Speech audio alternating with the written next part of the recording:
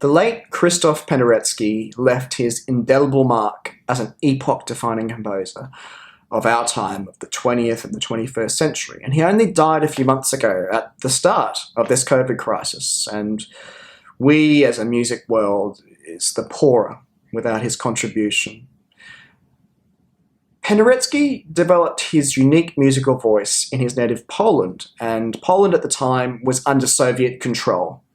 He was a prolific composer, and he made a huge mark on the Polish and on the international musical landscape when he submitted into a competition 3 compositions to this Polish musical prize under 3 different pseudonyms.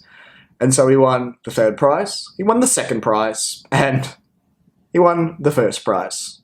It was his Threnody to the Victims of Hiroshima that first garnered Penderecki wide international attention, though. He had submitted it to the Fittelberg Composers Competition in 1960, where it only won the 3rd prize. However, a tape of the radio broadcast made it out to Paris, where it won the 1961 UNESCO Composers Competition, and it was written to commemorate the 15th anniversary of the dropping of the atomic bomb on Hiroshima. The Threnody, in a general sense, is a kind of wailing song or a lament, and this particular Threnody was written for an orchestra of precisely 52 musicians. It's 24 violins divided into 4 groups of 6, 10 violas in 2 groups of 5, and 10 cellos in 2 groups of 5, and 8 double basses, 2 groups of 4. It's a lot. And Penderecki himself cautioned against taking any literal images of the Hiroshima atrocity from this piece, but his own disgust and his own anger at the agony of the victims and the brutality of humanity just comes out in this amazingly direct way. In fact, in one of Penderecki's own letters to the mayor of Hiroshima on the work's premiere, when it was premiered after 1960, Penderecki referred to the work as commemorating a tragedy of mankind. When I hear this piece, I can hear the screams of the people as the bombs were detonating around them, the explosions, the pain. But I can also hear Penderecki's anger at the futility of humans inflicting the worst possible forms of destruction on their fellow man. Penderecki achieved this raw emotion through what we call extended techniques for string instruments, indeed for every instrument. And these extended techniques is a way of saying that he found a way of creating sound that was outside the conventional bowing or plucking of strings. In fact, he developed a whole new series of symbols and musical notations to convey these extended techniques, which included bowing on different parts of the instrument, on the fingerboard, where normally the fingers go, over the bridge, and somewhere actually between the bridge and the tailpiece. And these techniques created all kinds of sounds, uneasy sounds, glassy sounds, acid-like sounds that really put the nerves on edge.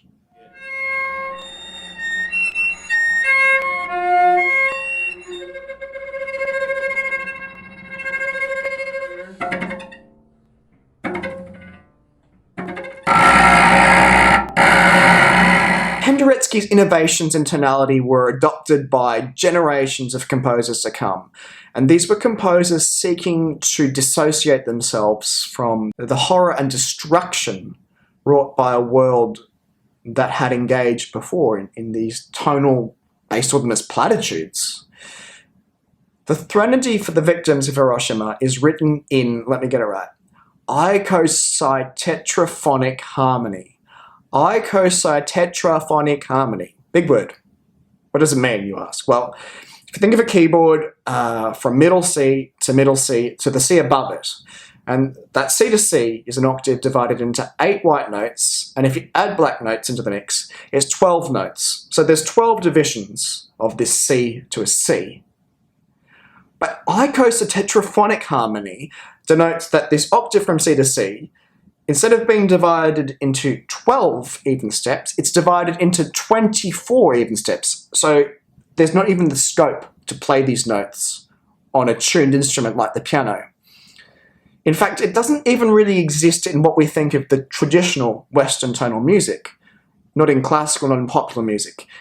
It gives a whole new level of expressivity in varying a tone not just by the half step, i.e. from a white note to a black note, but by a quarter step, somewhere between the two.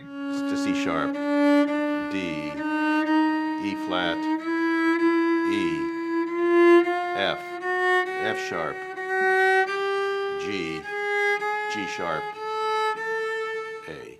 All right?